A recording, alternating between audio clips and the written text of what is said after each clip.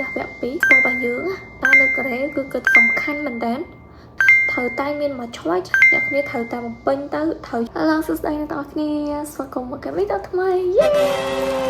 យ៉ាងណាអ្នកគ្នាចឹងថ្ងៃនេះដូចពីសប្តាហ៍យើងមកតភាគពីសមិញអ្នកគ្នាចាំមកពីសមិញខ្ញុំថតចេះពីអីគេអូខេដល់ហើយអ្នកគ្នាអញ្ចឹងពីសមិញខ្ញុំបានប្រាប់អ្នកទាំងអស់គ្នាទៅជាមួយនឹងការបំពេញពាក្យសម្រាប់ដាក់ហារូបករណ៍អញ្ចឹងមានថា application form អញ្ចឹងថ្ងៃនេះយើងចូលវគ្គ2យ៉ាវគ្គ2ចូលវគ្គ2របស់យើងអញ្ចឹងពីសមិញយើងចប់ចំណុចទី3អញ្ចឹងមកដល់ form 1ចំណុចទី4វិញអូខេអញ្ចឹងបន្ទាប់មកទៀតអ្នកនរគ្នានឹងឃើញ information of the applicant អញ្ចឹងកន្លែងហ្នឹងអ្នកនរគ្នាម្ដងទៀតអ្នកគ្នាពេញកន្លែងហ្នឹងត្រូវពេញជាមួយនឹងpassport របស់យើងពុំមានទាំងអស់គឺត្រូវមួយ passport របស់យើងអញ្ចឹងជាធម្មតាយើងអត់មាន middle name ទេខ្មាស់យើងអញ្ចឹងជាធម្មតាមានតែ family name ហើយ given name ហ្នឹងអញ្ចឹងទៅបន្ទាប់មកទៀត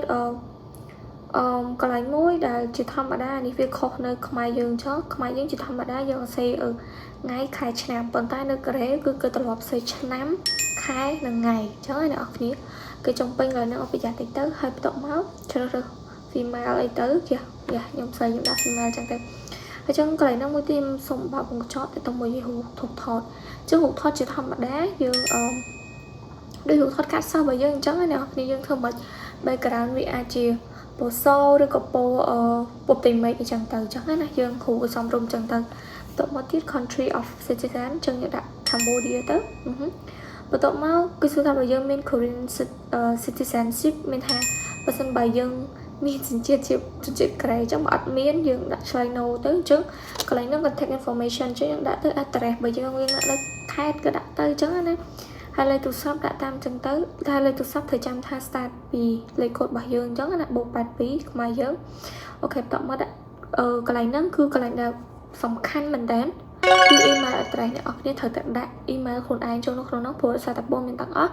នៅពេលដែលខ្វះខាតឬក៏ព័ត៌មានដែលគេប្រាប់ថាអ្នកគ្នាជាប់ហ្នឹងគឺគេ email ទៅអ្នកនរគ្នាអញ្ចឹងណាហ្នឹងហើយអញ្ចឹង complete កន្លែងហ្នឹង information email របស់យើងវាសំខាន់អូខេអញ្ចឹងដល់ចូលចំណុចទី5តើតជាមួយនឹង choose a choice of university and department អញ្ចឹងកន្លែងហ្នឹងគេប្រាប់នេះអញ្ចឹងអ្នកគ្នាត្រូវបញ្ជាក់ខ្លួនឯងកន្លែងណាគេប្រាប់ Embassy track applicant can choose up to 3 different university in any order of preference however choice one must be from tab B university អញ្ចឹងអ្នកគ្នាខ្ញុំសូមបើកបញ្ចប់កន្លែងហ្នឹងអញ្ចឹងគេប្រាប់ទៅថាបើសិនមកអ្នកគ្នាដាក់តាម Embassy track អ្នកគ្នាអាចធ្វើបាន3សាលាបានប៉ុន្តែនៅក្នុង3សាលាហ្នឹងត្រូវតែមានមកឆ្លើយចេញពី tab B university អញ្ចឹងណាអញ្ចឹង tab B university គឺមានប្រាប់ឲ្យមាន A មាន B មាន Z អីចង់ទៅឈ្មោះសាលាអញ្ចឹងណាហើយបន្តមកគឺ field of study division and department should be matched to the information provided in the university information file អូខេចឹងអ្នកនរគ្នានៅពេលដែលអ្នកនរគ្នាបំពេញdivision គឺមានអ្នកឃើញ field of study division department អីហ្នឹងអ្នកគ្នាត្រូវតែបំពេញទៅត្រូវជាមួយនឹងuniversity information ចឹងម្ដងទៀតនៅពេលអ្នកគ្នា download ទៅវាមានមកហើយវាមាន university information វាមានអាពួកនឹងទាំងអស់ចឹងណាចឹងម្ដងទៀតដូចខ្ញុំនិយាយពីសិលមិញអញ្ចឹង Embassy track អ្នកគ្នាអាចធ្វើបាន3សាលាចឹងហើមកនៅក្នុង3ហ្នឹងត្រូវតែមានឆយមកគឺចេញមកពី tab B ចឹងហើយដាក់ទៅឧទាហរណ៍ថាលើ engineering ហើយខ្ញុំហើប៉ុន្តែខ្ញុំដាក់ university track ណាអ្នកគ្នាចឹងពេលខ្ញុំដាក់ university track ខ្ញុំបំពេញ university track របស់ខ្ញុំដាក់ទៅខ្ញុំធីកន្លែង university track ពឹបUniversity Chonnam National University Field of Study Engineering របស់ខ្ញុំគឺ Field Engineering បន្ទាប់មក Department ខ្ញុំគឺ Material Science and Engineering ខ្ញុំដាក់កន្លែង Department ហ្នឹងទៅអញ្ចឹងចប់អញ្ចឹងអ្នកគ្នា Embassy track អ្នកគ្នាឈូសទាំង3 tab ហ្នឹងទៅបំពេញ Field ហ្នឹងហើយ Department អញ្ចឹងណាអូខេអញ្ចឹងទី6តទៅជាមួយនឹង Language Ability អញ្ចឹងភាសាគឺនិយាយថាបើសិនបើអ្នកគ្នាមាន topic កន្លែងនេះខ្ញុំសូមបកបន្តិចកន្លែងហ្នឹងបើសិនបើអ្នកគ្នាមាន topic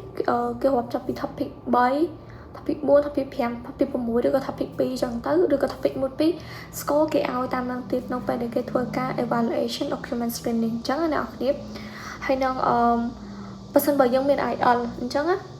អញ្ចឹងបើមាន IELTS ឬក៏មាន TOEFL អ្នកគ្នាដាក់តាមហ្នឹងទៅក៏គេអាចបន្ទប់ដូចគ្នាប៉ុន្តែបើអ្នកគ្នាមានអត់មានក៏វាអត់ជាបញ្ហាដែរគ្រាន់ថាបើសិនអ្នកគ្នាមាននៅពេលដែលគេធ្វើ document screening គេអាចនឹងថាបន្ទប់អ្នកគ្នាទៀតអញ្ចឹងអ្នកគ្នា ok chẳng ti bấm bát cho team bát level of education chẳng có được này cả sắc sáng bây giờ chẳng bản thân bạn nào khi apply được cả này nhóm apply thằng master chẳng thằng anh đợt chẳng nhóm nâng bên high school program bao nhóm bachelor degree chẳng từ bên tay master như bọn mình này thằng chẳng nào khi mạnh bình tề thấp sân bạn nào khi apply mà đã thì nó cái thằng bạn bắt chẳng nào khi bên tại high school mới tới chọn về chẳng có lại năng lượng bên ấy bà thế nào khi bọn miếng có bên tay bản thân bạn miếng có livia chào tới chẳng á nè này ok chẳng bắt tụi mà tiết tôi chung mùi nâng CGPA hay nâng GPA nâng nâng cứ vui thờ tại thơ màu video xây một nợ đẹp phục hướng nâng vì hướng bên ngay tắp bắt tới việc ở bạc khăn bắt tay vì hiện quên ngay hiện xăm nhằm tịch trong phần không tha đó khi bên chất video mới ní trong cái sai nông hẹp đó khi bị được việc để tôi chung mùi cho nó form bối cho định bấy chỉ accumulate GPA rồi có CGPA bao nhiêu nâng chẳng bây giờ mình đã cho chất complete lại thì siêu video mới ní phong hay bye bye